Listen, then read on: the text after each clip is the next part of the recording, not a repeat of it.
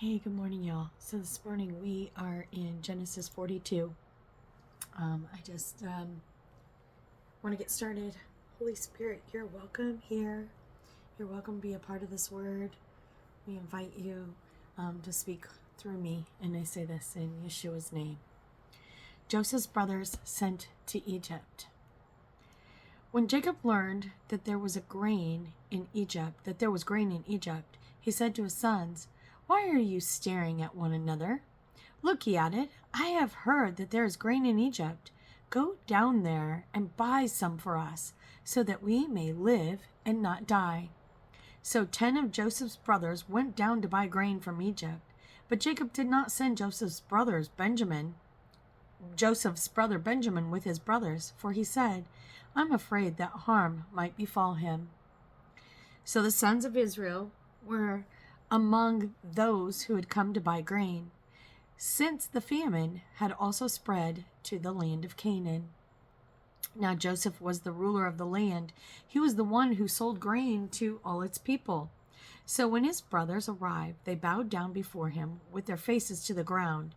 And then Joseph saw his brothers. He recognized them, but he treated them as a stranger and spoke harshly to them.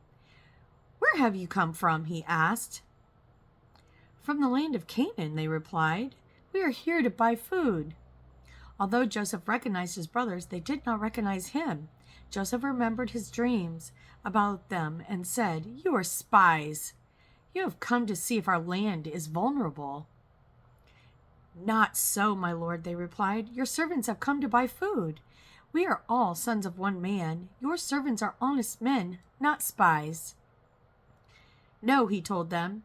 "You have come to see if our land is vulnerable." But they answered, "Your servants are 12 brothers, the sons of one man in the land of Canaan.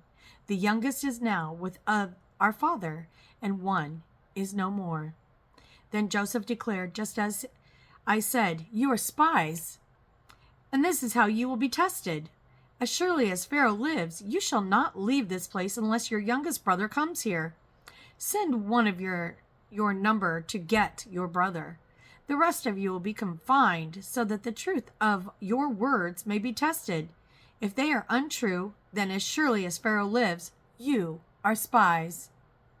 So Joseph imprisoned them for 3 days, and on the 3rd day he said to them, "I fear God, so do this and you will live. If you are honest, leave one of your brothers in custody, while the rest of you go and take back grain to relieve the hunger of your households.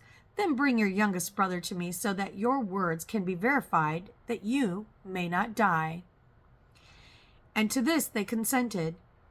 Then they said to one another, "Surely we are being punished because of our brother. We saw his anguish when he pleaded with us, but we would not listen. That is why this distress has come upon us."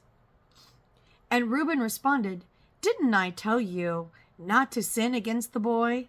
But you would not listen. Now we must account for his blood."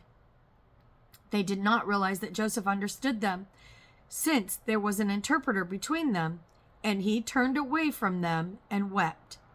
When he turned back and spoke to them, he took Simeon from them and had him bound before their eyes. Joseph's brothers returned to Canaan.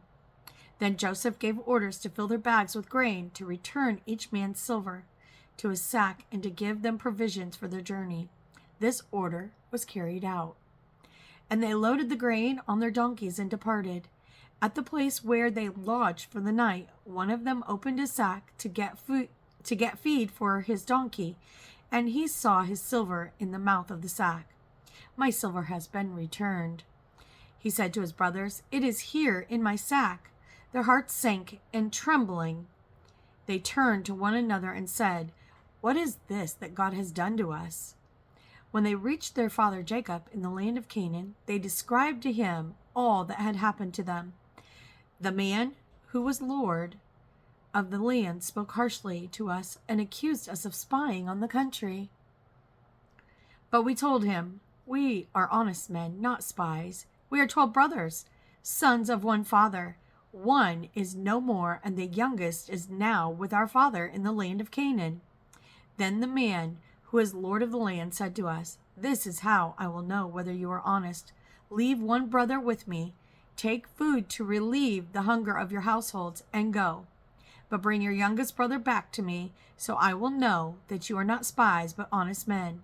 Then I will give your brother back to you, and you can trade in all the land."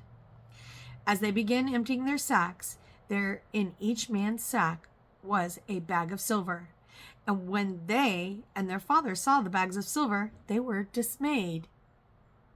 Their father Jacob said to them, "You have deprived me of my sons. Joseph is gone, and Simeon is no more. Now you want to take Benjamin? Everything is going against me." Then Reuben said to his father, "You may kill my 2 sons if I fail to bring him back to you. Put him in my care, and I will return him." But Jacob replied, "My son will not go down there with you, for his brother is dead, and he alone is left. If any harm comes to him on your journey, you will bring my gray hair down to the Sheol in sorrow." So that is Genesis chapter 42. Notice how everything aligns up. When I'm thinking about this chapter, thinking about many times God gives us visions and dreams and prophecies, but they don't come to pass right away. They come to pass down the road, further down the road. But he gives us enough time to prepare what we need to prepare for them during that time.